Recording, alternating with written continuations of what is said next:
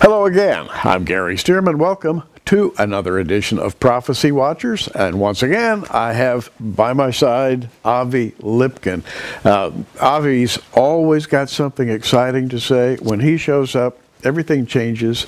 Lots of good conversation.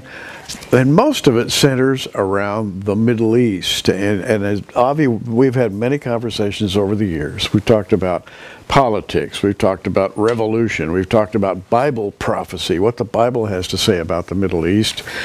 And today, I'd like to talk about you in the Middle East, Avi Lipkin. And I'm looking right here at your book called Israel's Bible Bloc, and you're the author of this. And this is something you've been involved in for a long time, and it's reaching almost a climactic point at this as we speak. Tell us about Israel's Bible Bloc and your involvement in it. Okay. I was born and raised in the United States. I live in Israel. I've been living in Israel 46 years. But I was born in the United States, and one of the things I learned in American schools 50 years ago or 60 years ago was no taxation without representation. And indeed, the revolution against King George III in Britain was because American colonists were paying taxes, serving in the British military. They had no voice at all in the British Parliament. And they were slapped down every time they wanted representation. Now, today in Israel, Israel is this Jewish state. It's the state of the Jewish people.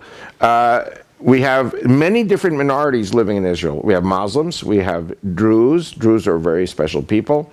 They're all represented in the Knesset. The Christians, who today total about 8% of our population and are married to about 6% of the Jewish population, are not represented. So my constituency today is about 14%. These people are not represented. Muslims are in the Knesset, Druze are in the Knesset. I think the time has come to give representation to Christians as well as our brethren. We have now a group of rabbis who have come out under my son's organization saying that the Christians are no longer the enemies. Don't forget 2,000 years of bad history. The Christians today are our brothers and sisters, and we, as a sovereign Jewish people in the Jewish land, need to embrace our Christian brothers and sisters, love them, embrace them, give them representation. They serve in the army, they pay taxes, they vote, they're married to us. They need to have representation. It says in Genesis 12, Verse 3, I will bless those who bless you and curse those who curse you.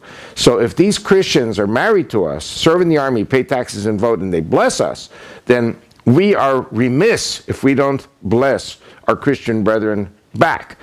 This includes, in politics, a democratic representation in which Christians will also be in the Knesset. Let's take about a minute and talk about Israeli politics. Everybody knows about the two houses of Congress in the United States, and the legislative, the executive, the judicial branch.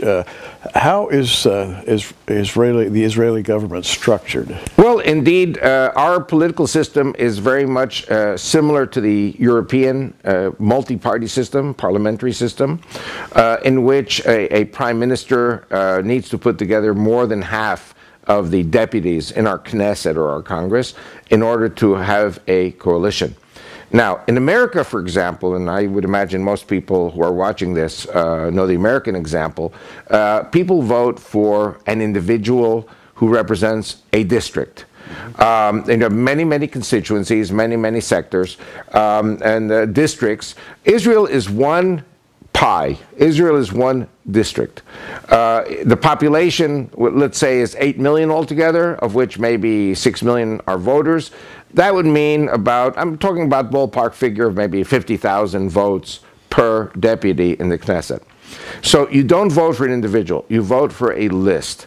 Every political party, and there are 33 or 34 now, every political party presents a list of candidates.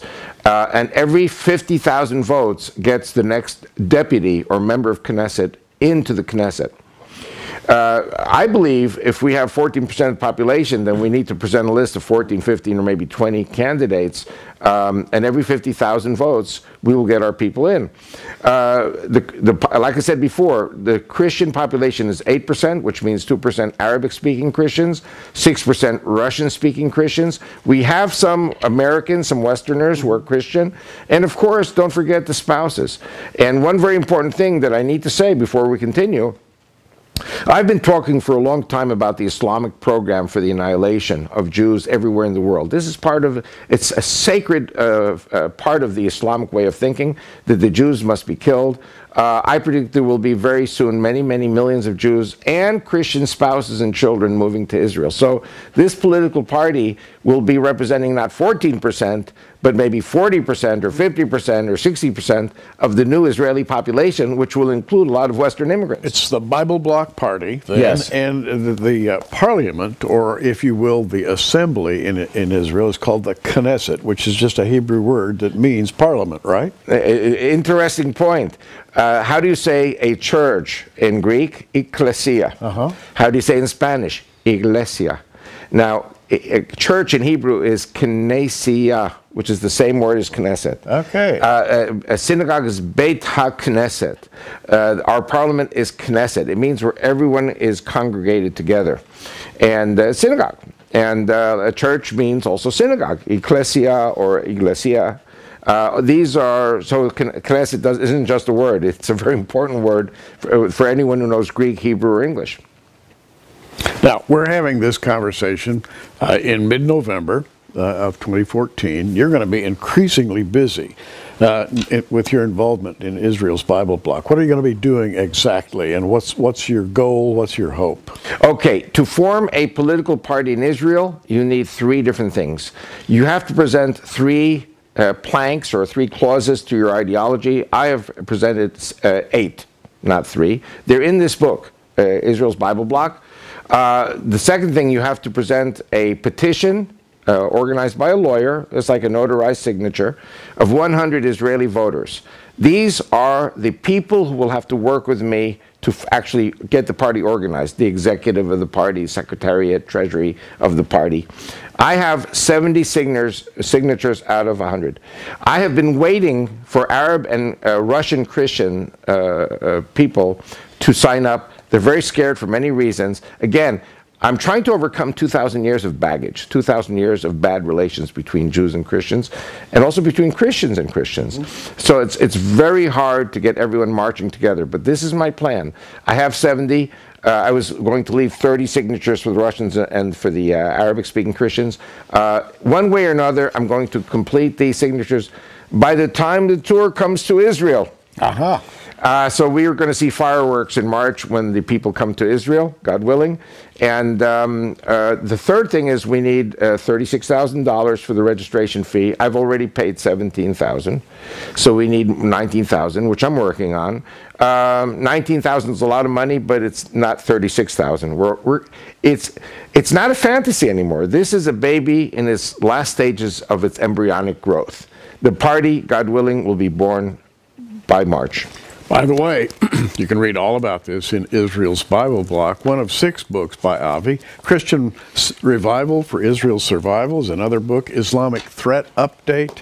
Islam, Prophesied in Genesis. You've heard us talk about these 6 books over the years, and they are packed with info that you need to know about if you want to be really up to date on the Middle East.